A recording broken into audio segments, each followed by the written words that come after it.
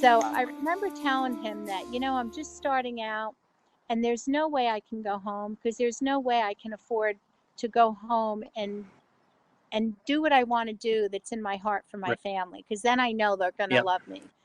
And he said, no, don't worry about it. So I had money for plane tickets. And he says, you keep your money, he says, and buy them gifts. He says, I'll get your plane ticket. And I said, why would you do something like that? And he said, because I have a daughter too. And I know that your parents would want you home for the holidays. So with that, he says, I'm going to go get the money and then I'll be back. And he was coming back to my job, but he never came Okay. back. I left work that day, and that's where my life took a sudden turn. And he was outside of my job, and he tooted the horn because him and I never went out on a date, and I didn't even know what kind of car Okay. he drove. So he beeped the horn, and I walked across the street, and he said, here's the money. And next thing you know, I was surrounded by Oh police, man. and I was being arrested. Okay. And I was hauled off, and I was booked. And I don't know whatever happened to the other guy. I heard in the police record that he turned out to be what they call the pimp at the time, which you would never know, considering his appearance and his whole Mm-hmm. personality. And so I couldn't call anybody. I I couldn't call anybody. I didn't know who to call. I was never going to call my family up. And later that night, somebody came to get me. And it was so strange, even till today, because they said that your boss has his friend here to pick you up. And I said, but my boss, how does my boss know I'm Right. here? I didn't call anybody. And so his friend, but you know, at that time, I wanted out. I was terrified. So I figured, okay, somehow my boss found out and he had his friend come get me. And his friend came to get me.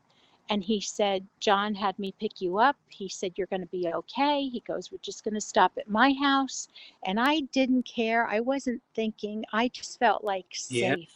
Somebody's rescuing, somebody cares.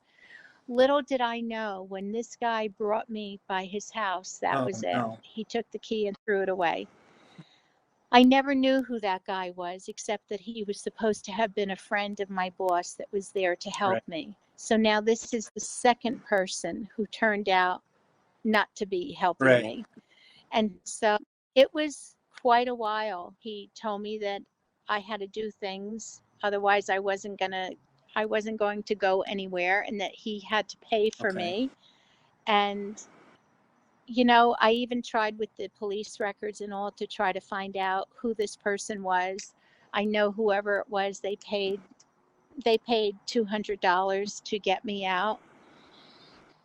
And from there, I remember one day I escaped from there, and it led me to three other Mm. traffickers. And so when I came to my truth in 2016, my whole life changed. I I knew biggest one of my biggest goals was to continue with my recovery. And it's not that I have arrived or I'm healed. I The can't process. say to you, Yeah. okay, I'm healed now. I am not healed. I am in the process. Every day I'm Right. healing. There's no narrow road. I work with the New Jersey Coalition Against Human Trafficking, and their consultant, their speaker. I go all over in the state, out of the state. I speak to schools and educate. I speak to legislators. We just had a bill passed in the state of New Jersey bringing education into the Yeah. schools after giving my testimony along with some Oh, good others. job. And I do in services in hospitals, and I teach the hospitals on the red flags and indicators along with sharing my Right. story. I go to communities, and it's just been a whole different world. I just feel that for me, it's been like the Lord has taken something so ugly, ashes, and just turned it into for his glory and beauty, and just to be able to bring awareness and educate and bring hope to other people that I didn't have. But looking back now, I feel that everything happened for a reason, that it did happen, and he took me through this. And then with that is where I met Teresa Flores, and I went on her retreats, which was also a process of growing and Yeah. healing. And I met other survivors. I I have to say, my faith has been so Mm. restored because I had really no faith or personal relationship before this. One of the things I wanted was to meet one survivor. I said, just one survivor I want to meet. I have met countless survivors, not only in New Jersey, but throughout all the Yeah. states, that have become sisters, that have just been just amazing human beings. And the New Jersey Coalition, they've been doing amazing things. We've been working with Unitas. They Mm. teach about human trafficking. They go into schools and they make it age appropriate. And there's just been ongoing things Mm. happening. One of my other concerns is bringing education into the private schools, because obviously this isn't going to apply to the private schools, and I feel they need it just as Yes. much, if Yep. not more. I feel that parents need to have conversation at home with their kids. Your kids are never too young to learn, but a lot of parents say, well, what can teachers do more? What can the legislation do? What can communities do? What could healthcare do? What can law enforcement do? And my answer is, what can you do? What can your parents do? I mean, it starts at home. I mean, parents need to love on their kids. You know, brothers and sisters need to love on their siblings, and everything starts at home where you're formed. You need to have these conversations. You need to love each other unconditionally, and you need to have conversations about these real life subjects that's really going out there, because when the kids go out there, if you're unaware and uninformed, you're putting your kids at risk. So it's, yeah, what can the law enforcement and healthcare and everyone do, the teachers, after the fact? But what are you doing to prepare your kids to have them armed and educated and aware in the Yeah. meantime? So that's It important.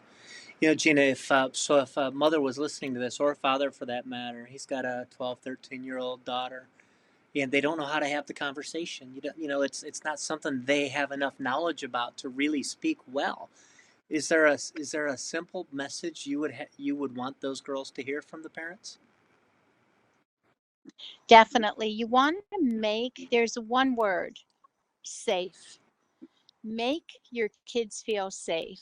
Just like police. Police need to make people feel Yeah. safe. I don't believe what happened to me means that all cops are bad cops. I don't believe that at all.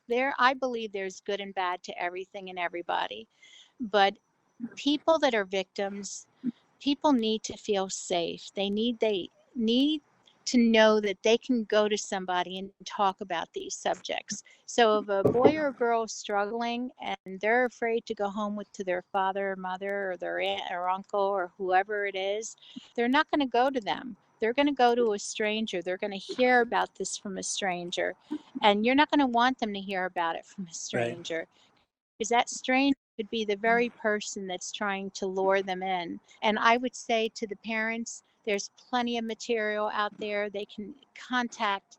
There's so many organizations out there. There's hotlines they can call for materials, and we can provide it to them. Even through the New Jersey Coalition of Human Trafficking, we can provide materials for them even through another Mm-hmm. state and refer them over. But there's great books out there to make kids feel safe. You could start talking to your kids at a very young age, and then as they grow older, you can prepare them for more adult conversations. But if they don't hear it at home, they're going to hear it from the wrong Right. people. Agreed. Thank you for that.